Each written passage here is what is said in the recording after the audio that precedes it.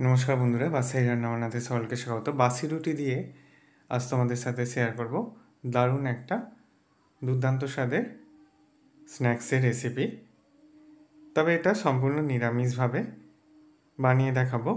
তোমরা অবশ্যই পেঁয়াজ রসুন বা ডিম ব্যবহার করেও এই রেসিপিটা করে নিতে পারো। ভীষণই ভালো লাগবে, মজার একটা রেসিপি। ভিডিওটা শেষ পর্যন্ত দেখতে থাকো।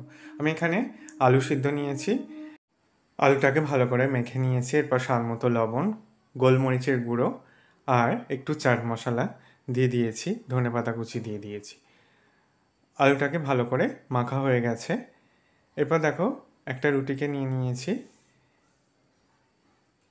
এর মধ্যে তোমরা রুটির ওপরে টমেটো কেচাপ দিয়ে তারপর এই আলু পুরটা দিয়ে দিতে পারো। আমি টমেটো কেচাপ ব্যবহার করিনি।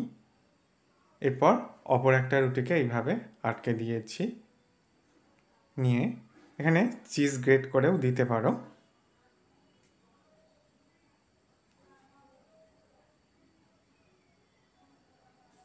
এরপর এইভাবে প্রথমে মাঝখান থেকে কেটে নিলাম, তারপর 4 ভাগে ভাগ করে কেটে নিয়েছি। এরপর একটা ব্যাটার তৈরি করে নেব। তার জন্য বেসন নিয়েছি। এরপর জল দিয়ে দিলাম। এর মধ্যে স্বাদ মতো লবণ দিয়ে দিয়েছি, হলুদ গুঁড়ো, আর দিয়ে দিচ্ছি ভাজা মশলা। দেখো ব্যাটারটা রেডি করে নিয়েছি। এবার যে রুটিগুলো কেটে রেডি করে রেখেছিলাম এইভাবে ব্যাটারে ডুবিয়ে তেলের মধ্যে ভাজার জন্য দিয়ে দিচ্ছি। খেতে দুর্দান্ত হয়।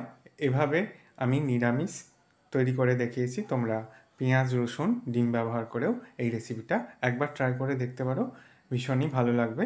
আশা করি রেসিপিটা তোমাদেরও ভালো লাগবে। ভালো লাগলে বন্ধুদের মধ্যে অনেক শেয়ার করো, লাইক কমেন্ট করতে ভুলো না। সকলে সাবধানে সুস্থ থেকো। ভিডিওটা দেখার জন্য সকলকে ধন্যবাদ।